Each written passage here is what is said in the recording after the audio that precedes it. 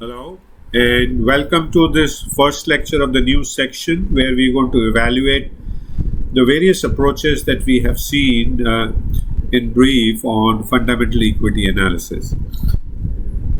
So, we're going to do in this section is look at how effective are these current fundamental equity analysis approaches, how practical are they to help you find make a decision of make to buy, sell, and hold, and basically ultimately to make money for more money for self and others in the long term.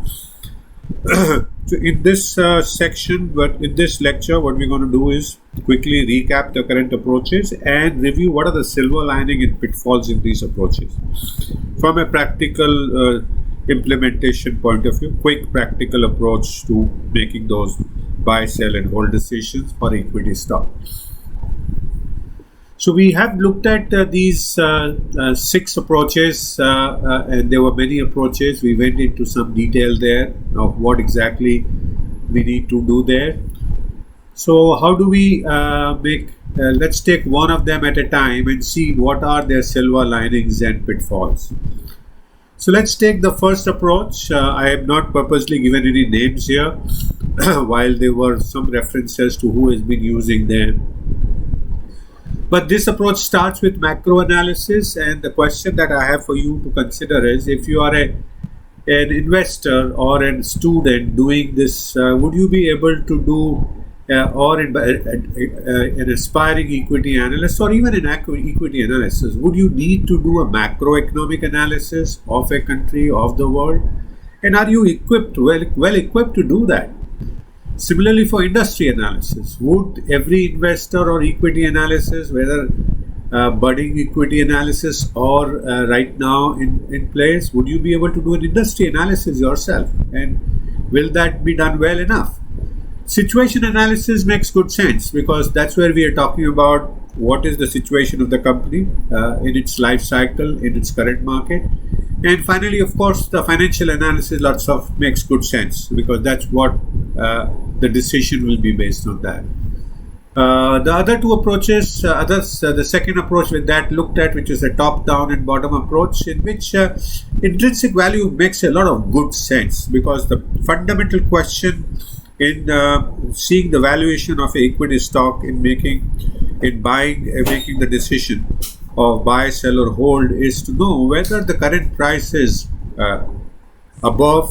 is the right price. How is it undervalued? Is it overvalued? So you need a reference price, and which is what Benjamin Graham talked about in his wonderful books, and he termed this as intrinsic value. So determining intrinsic value is a great idea, and we've been using that in our approach for many years.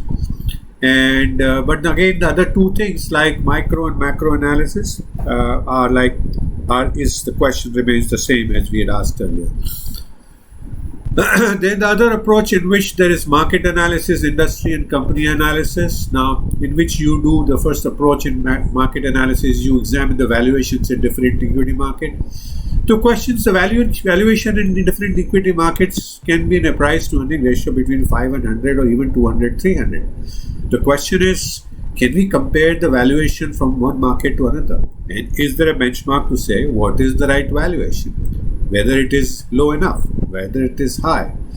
Similarly, on industry analysis, we evaluate domestic and economic global cycles to determine whether these industries are expected to be top performer. Now, that requires a lot of knowledge and skills. The question is, does every investor in equity analysis needs to do, and can he do it well? Company analysis, in which he talks about identify the best stocks of those industries that are expected to top performers in best performing equity market. Again, the question is, if these are already performing very well, how do we know that they are not overvalued? And chances are they will be hugely overvalued unless we can find some other way to figure their valuation.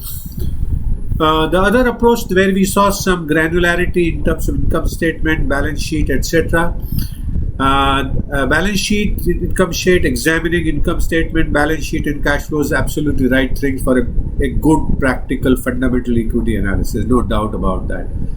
The other qualitative factors like goodwill, brand recognition, competitive advantage are the right things, but the challenge would there be how would you use them? And we will propose an approach in which you can use them very well in a very qualitative way.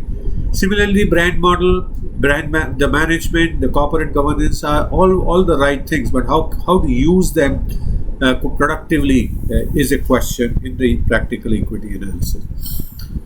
In other processes, we saw qualitative and quantitative analysis, and we saw even more granularity, and we seem to be coming down some convergence to our approach with things like ratio analysis, earning projection, absolutely right things to do. And similarly, then we look at industry structure, management analysis, basically from the balance sheets, if it's done, that is right. But there are other things like earnings quality. How do you determine earnings quality? Can an investor, a budding equity analysis be prepared to find the quality of the earnings? The last of the process that we've seen in which there are a systematic approach in which we have some question marks, we have some agreements. Beginning with researching the company and stock is absolutely the right thing to do, as we also say. Now, earning the company's earning capability is a big question mark. How would you do that is a question. How would you determine what is the earning capability of the company? Assessing the past and current market performance says, yeah, makes sense, can be done easily or not easily, but accurately, and there is a process. Again, determining the long-term growth potential is a big question mark. How do you determine long-term growth potential? Comparing the company's financial statements with competitor can be done. We have data and that can be done easily. Similarly, predicting the stock price movement, again, with some difficulty, it can be done. And selecting the appropriate stock is the final question, right? So there's always a question mark on that. So, having looked at all these processes, all these fundamental equity analysis processes, looked at what are the silver linings and what are the pitfalls in each of those, aren't we ready to consolidate and look at what are the final list of ingredients that for a quick, practical fundamental equity analysis? And that's what we will do in the next module. So thank you so much for watching this first lecture of this section on evaluation of current fundamental equity analysis approaches. I hope you got a new perspective on various approaches used, and I hope you continue to enjoy, and I look forward to see you again in the next lecture.